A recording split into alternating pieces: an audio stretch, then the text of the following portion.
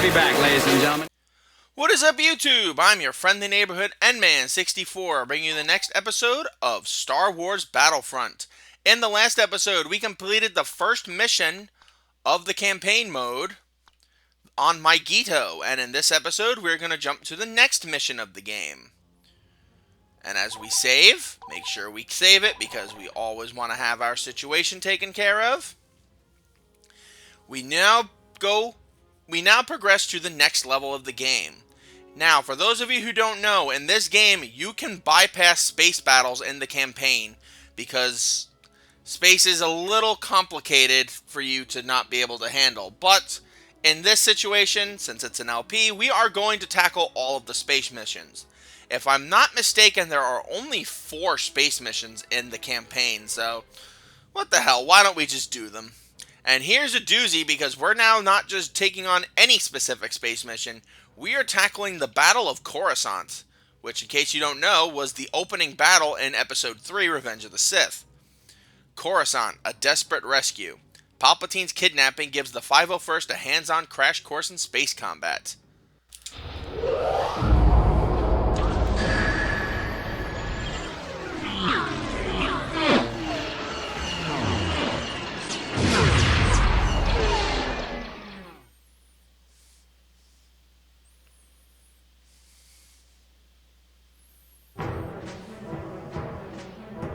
As the Clone Wars progressed, more and more ground-based legions found themselves pressed into space combat, including the fighting forces of the 501st.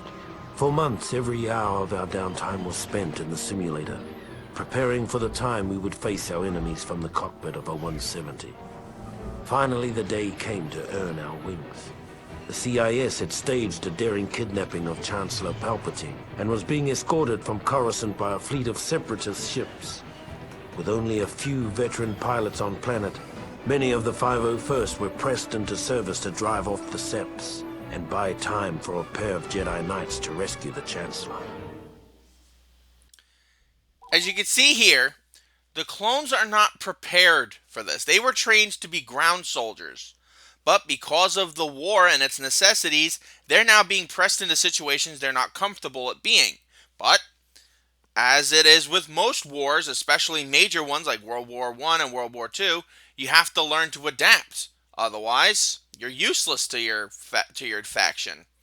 Case in point here, the 501st, which is normally based for ground combat, now has to learn how to fight in space. And we will learn how to fight in space together alongside them. Control to pilots.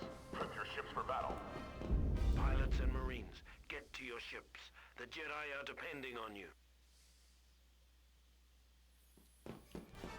Alright, so we get into our ARC 170 fighter. Similar to X-Wings, but not really. Attention, all second stage pilots. And we get in and we fly. Incoming fighters, take them out. The easiest way to shoot down enemy fighters is to fire homing missiles at them. Press the square button to lock onto an enemy fighter, line it up with your reticule, wait until the small circles turn red, then press L2 to fire homing missiles. Now you can either engage them in dogfights or you can just shoot them with the missiles. Since our objective is to take out some fighters, we're going to try to do our best we can with them. Once it's red,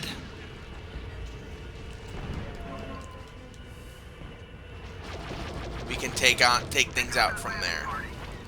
But just don't be prepared. You are not prepared to fight in space, but that doesn't mean that we are. That doesn't mean that the opponent isn't. And I got killed by an auto turret. I didn't even get killed by an opponent. Damn troglodytes. Alright. Space combat is relatively similar, but not too similar to the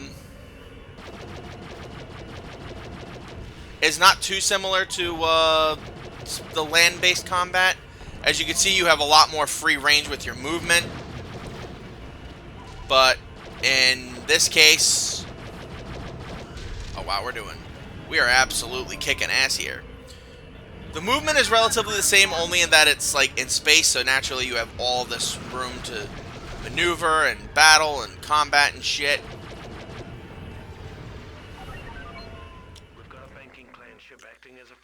Attack and destroy the enemy frigate with your lasers and torpedoes. Okay. Alright.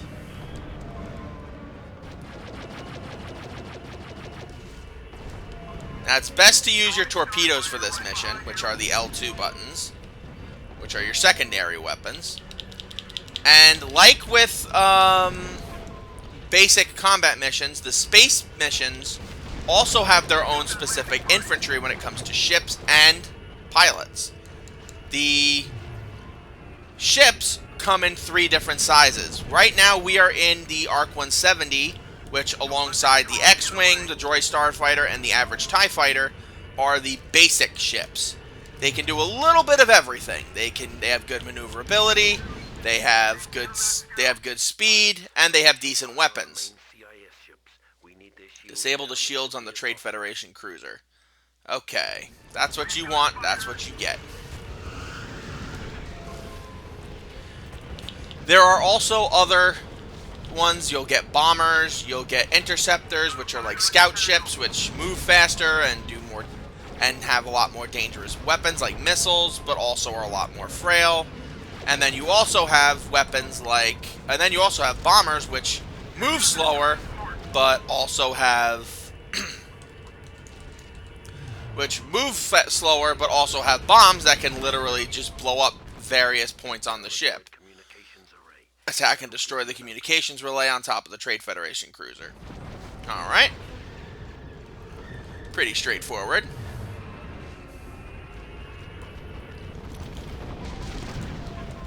Alright, we're doing pretty good for ourselves. And then for pilots, there are still other forms of it. Make your way to the CIS hangar and land the ship. There are 2 types of pilots in the game. And they are the same no matter which faction you choose. There is the normal pilot, which is what I am, which allows you to heal your ship while you're on the fly. And then there's the Marines, which don't let you do that, but have easier weapons and are mostly useful for boarding ships. Did not mean to crash into that ship there. I'm surprised my bombs didn't kill it, but whatever.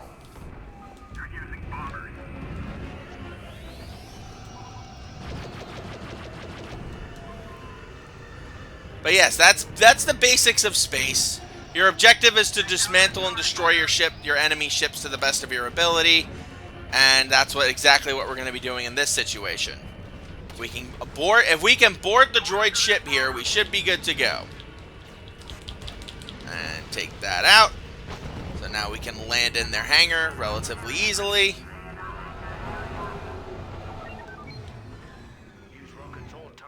Leave your ship and use your explosive weapons to destroy the engine cooling tanks inside the Trade Federation cruiser. The cooling tanks are just one of the systems that can be destroyed from the inside of a capital ship. Destroying the auto defense mainframe will turn off the capital ship's turrets, make it easier to attack from the outside. But they want us to focus on the Trade Federation's engine machine, so that's exactly what we're going to do. Now there are 3 rooms. We're going to head to the right here, because that's where the engines are.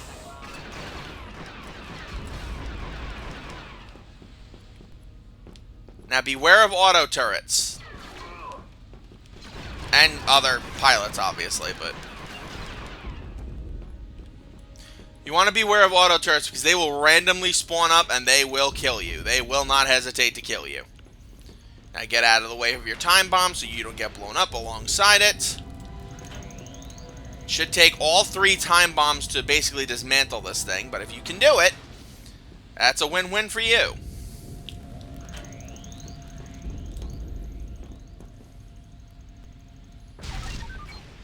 Now, grab a fighter and destroy the bridge of the Deliver the killing blow and destroy the targeting bridge of the Trade Federation. The bridge is in the entire section located under the yellow objective arrow. It's one of the 5 critical systems that can be destroyed from space. Now, if my ship is still there, I will use my own ship. Otherwise, I might have to commandeer a droid ship. My ship is still there, but it's running low on health. So let's fix that, shall we? Use our fusion cutters to heal it up. Oh my God! The frickin' ship just spawned right in front of me. That was rude. That was rude. All right, and double hit. If you hit the circle button twice, you'll be able to reverse and quickly dismantle your opponent. Or you could just press circle normally to roll around. But we're going to need it for this because we do not have the bomber ship that I would more like to use in this situation, but hey. Once we do free space missions, then we can do whatever the hell we want. And there we go. First space mission was a success. We don't handle the Anakin and Obi-Wan parts. If you want to see that part done, just watch the movies. Or play Revenge of the Sith video game. After disabling the final capital ship, General Kenobi and Skywalker took advantage of the opportunity we'd created and rescued the Chancellor. Took all the credit, too. Now, even in that situation right there, the 501st goes into a situation they're not prepared for, and they dismantle the enemy, which allows Anakin and Obi-Wan to get onto the ship itself to save the Chancellor. We don't think of the soldiers whose lives were expended. The only person we know of in the movies that thinks that way is Anakin. Obi-Wan says that's just their job. Very robotically, very stoically, like, oh, they know what they're doing, it's fine. And that's why a lot of people are turned off by the prequels, because the Jedi have fought a war with these guys for 3 years, and you'd sit there thinking to yourself, shouldn't they have formed bonds with these guys? Maybe, maybe not. Anakin formed bonds with some of the clones. Doesn't seem like some of the other Jedi did. And as you can see, the clones will sit there now and go, we were the ones who took out the main ships here, allowed them to get to General Grievous. Why are we not getting the credit we feel we've earned from this? You start to see the layers of the world start to peel back. We've seen Star Wars told from a hero's perspective so many times, we fail to realize that there is another entire world encapsulated in all of this, and that is what I want you guys to take from this game, assuming you're watching this LP. If you're not, well, I don't know. I don't know what to tell you guys. Thank you guys for joining me. I'm your friendly neighborhood Endman64. I know this one was on the shorter end, but there is a Coruscant land-based mission, but it doesn't come till later. If there are space and land-based missions, I'm going to combine them from this point on. And yes, that's what the space missions are going to be.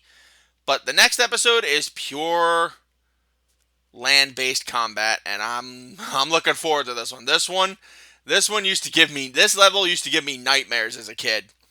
But you'll just have to find out what that means when we progress. Until we meet again, my lovelies, sayonara.